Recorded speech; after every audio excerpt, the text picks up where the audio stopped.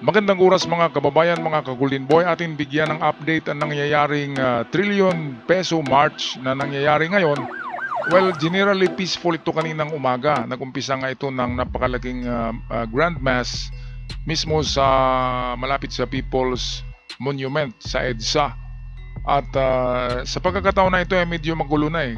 Kaya mamaya atin din update ang nangyayari sa oras na ito. Atin muna balikan ang recap natin ang nangyayari kaninang umaga sa pag-umpisa ng rally na ito. Video courtesy ng GMA Integrated News. Balik muna tayo sa People Power Monument. Naroon pa rin ang kasama nating si Marie Sumali. Marie, anong latest? Ay mapagkakatiwalaan din sa malaking bagay ang magdaraya sa Evan, wala pang alas 10:30 ng umaga na magsimula nga itong misa dito sa may White Plains Corner EDSA, no? At ito pong banal na misa na ito ay pinangingunahan mismo ng Diocese of Cubao Bishop na si Bishop Elias Ayuban. At makikita po natin na concelebrated ito na napakaraming mga pare mula sa diocese. At sa mga sandali pong ito ay nasa gospel na po ang bahagi ng misa. Tamang-tama at napapanahon po talaga itong mabuting balita na ipinoproklama ngayon dito sa nangyayari sa ating bansa, no? Lalo't ang ibig sabihin po nitong gospel reading na ito ay ang pagiging tapat sa tungkulin ng mga taong nasa posisyon. At gayon din, binanggit din ni Jesus sa kanya pong parable na ibinahagi, yung hindi ka makakapagsilbi sa dalawang Diyos. Either you serve God or you serve money. So talagang napapanahon po, no? So sa mga sandali pong ito ay mapapakinggan na po natin yung homily ni Bishop Ayuban. Pero po sa iba't ibang mga Kapuso, yan po ang live na ulat ni Marie Sumali mula dyan sa People Power Monument. Pansamantala, puputulin muna natin ang kanyang report at makakausap po natin si DPWH Secretary Vince Dizon. Okay, so atin muna balikan bago tayo kay Vince Dizon ang sinabi ng newscaster na si Umali. Yung binasa ngayon na bersikulo ay ang parable ni Jesus na nagsasabi na you can't serve two masters at a time. You can't serve God and you can't serve money. So totoo nga yan, ang pinili ng mga kongresista, senador at mga opisyal ng DPWH na nagnakaw sa kaban ng bayan, pinili nila yung ikalawa na they will serve money or they will serve Satan or they will serve God Mammon. Si God Mammon yun ang Diyos ng pera ng wealth. Kaya yun ang pinili nila, hindi ang Panginoon, hindi si Jesus, hindi si Kristo. Kaya napunta sila sa katiwalian, which is yun na nga, money is the root of all evil, dahil nga sa pagkalulong nila sa milyon-milyonis at tuluyan na silang naanod sa baha na milyon-milyon at hindi lang milyon, bilyonis pa, di ba mga kababayan? Kaya napakagandang bersikulo yan, you can't serve two masters at a time. Kung piliin nyo si Jesus, Jesus lang. Piliin nyo ang salapi, di salapi lang. Pero kapag salapi ang pinili nyo, ay mayroong consequences. Impyerno, kung hindi impyerno, impyerno sa lupa. Diba? So, diretso na tayo sa nangyayari ngayong oras na ito, alas 4. Alas 4:30, diretso na tayo. Ano nga bang nangyayari ngayon? Well, medyo magulo na, mga kababayan. So, ito ang video. Okay, so ito yung iksi na ngayon. Sa malapit na daw to sa Malacanang. Kaya hinarangan ng isang truck na may container van, pero sinunog ito ng mga rallyista. Ngayon ito na yung sinabi ng grupo ng mga pari na talagang nagtatag ng nag-umpisa ng rally na ito ay ang grupo ng mga pari, at ang kanilang titulo dito ay Trillion Peso March.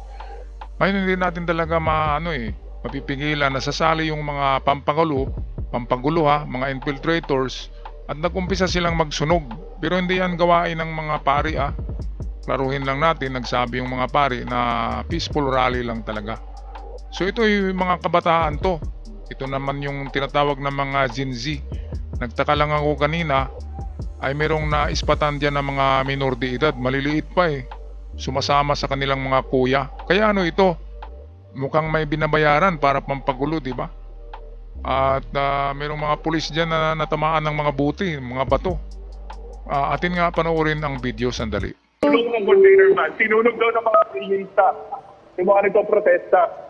Aha. Teka lang, nakita natin yung mga pulis, meron silang mga marika. Sir, Oo. Follow-up report sa tensyon na nagaganap sa protesta sa Ayala Bridge sa Maynila. Radio Patrol, Jom Garner. Jom, go ahead please. Peter, sa likuran ko makikita ninyo ang ilan sa mga militanteng grupo. Ang ilan dito, puro mga menor de edad, ayon din sa mga pulis na naka-standby nga dito sa may Ayala Bridge. Kita natin yung ilan sa mga dinala nila dito matapos nga nilang makuha ang ilan sa mga militanteng grupo na namato at nanunog nitong truck sa likuran ko. Nakita natin ang ilan dito duguan at hindi makalakad. Nakita rin natin kanina na ang ilan doon sa mga miyembro ng Philippine National Police na bumalik mula doon sa unahan ay nagtamo ng mga galos at sugat. Hindi rin nakaligtas yung kanilang mga sasakyan tulad ng kaninang motor na nakita natin dito kanina na ginagamit pang ronda ng PNP. Nakita natin na basag ang headlight. Sa likuran ko makikita nyo, ilan lang ito dun sa mga grupo na kabataan na nahuli ng Philippine National Police. Sa ngayon, makikita natin sa likuran ko, unti-unting umaatras yung puwersa ng ating ng PNP dahil na rin nagsisimula na rin yung pag-ulan dito sa lungsod ng Maynila. Peter? Alright, so mabuti na lamang pala ay ano na kasi dyan, signal number 2 na ang Metro Manila nitong bagyo na dumating ngayon na ano bang pangalan ng bagyo ito. So malakas na ang ulan dyan, mabuti nga at lumakas ang ulan. Kaya nagsisilungan na nagtatago na yung mga nagrarally. Pati ng mga pulis sumilong na sa ilalim ng tulay. Pulis, ilalim sa tulay, di ba? May kanta na ganun Kaya medyo na nakalmado ang sitwasyon dahil sa malakas na ulan, merong ang signal number 2 siguradong babaha na naman dyan. Siguradong may baha dyan, mga kababayan. Kaya punta na tayo sa pangatlong eksena. Ito yung latest, which is nagbumbiruhan na.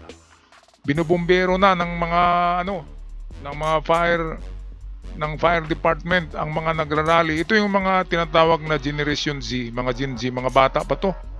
Kabataan pa ito, iwan ko. Ito siguro binabayaran lang ito para guluhin talaga ang rally. Kasi ito lang naman ay peaceful rally at hindi kasama dito si PBBM.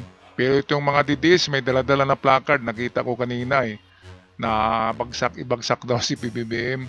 Tapos bring home Duterte, dadalhin pa rin dito, babalik yung pagdadalhin yun dito, alam nyo na kung anong lalagyan nun. Diba? Tapos bring home Duterte pa, ang gulo-gulo na nga ng Pilipinas, tapos idagdag pa yung mas magulo. Kaya yun ang sinabi ko na magbantay kayo dyan, mga totoong makabayan, kasi nandyan na yung mga didilis na manggugulo. Baka nga mga didilis tong nanghahagis ng bato at nagsusunog dyan Pati motorsiklo ng mga pulis pinagbabasag yung yung mga headlights. Kaya ito yung pangatlong eksena ngayon. Mas grabe to kasi bumbiruhan na. Ito atin panoorin. Tubig galing yan sa mga pulis. Galing yan sa Bureau of Fire Protection.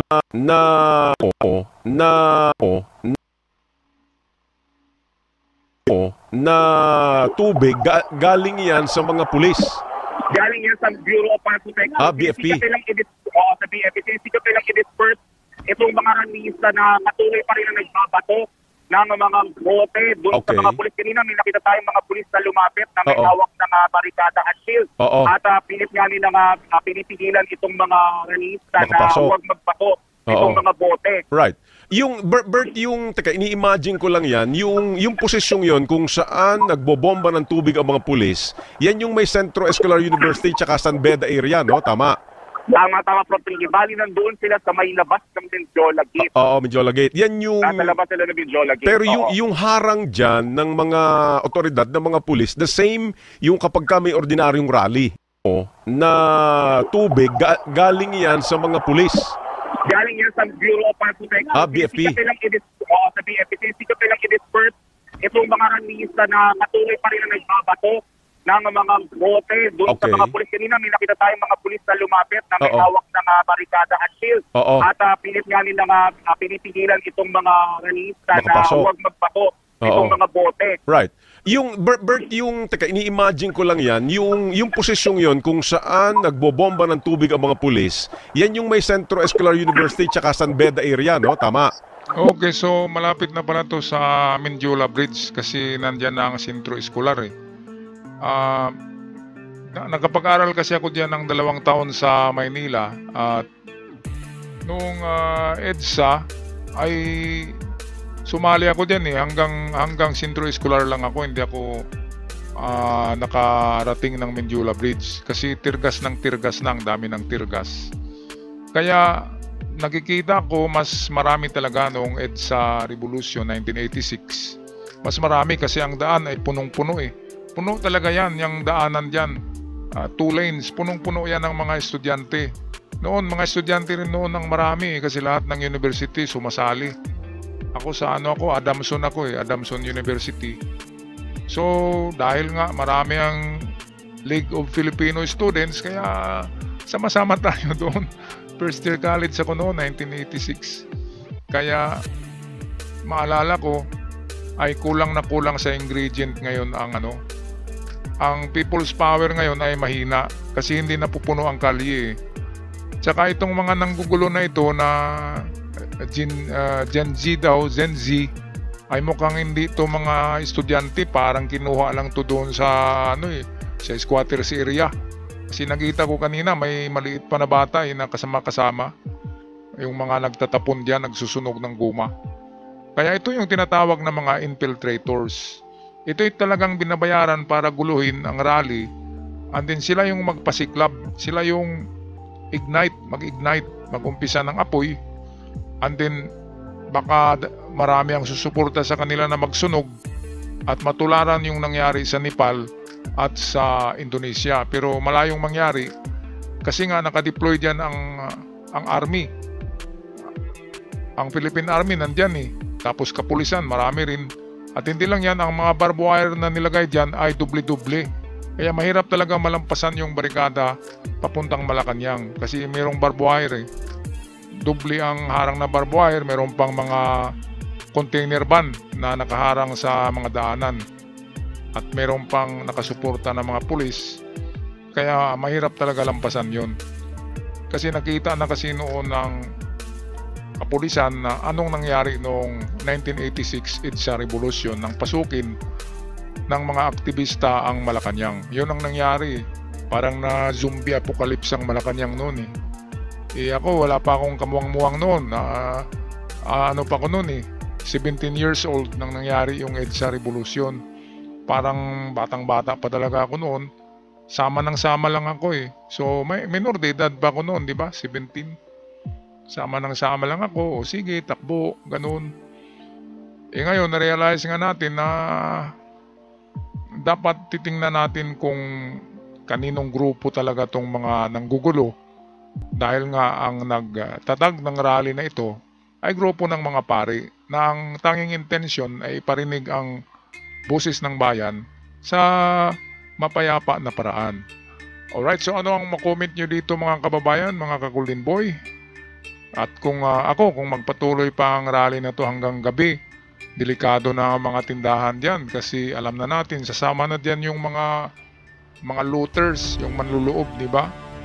Mga magnanakaw na yung mga papasok sa mga tindahan, kaya delikado na kung ganun. Kaya dapat matapos ng rally na yan ngayong 6:00. Kasi pag paabutin pa yan ng gabi, tapos na. Talagang anarchy, magkagulo na diyan. Okay, ako'y magpaalam na. Maraming salamat. Iwanan nyo na lang ang inyong komento sa ating comment section, mga ka-Golden Boy. At sa mga bago pa lamang nakabisita, huwag kalimutan mag-subscribe. Napakalaking tulong para sa ating channel. Hanggang sa muli. Paalam.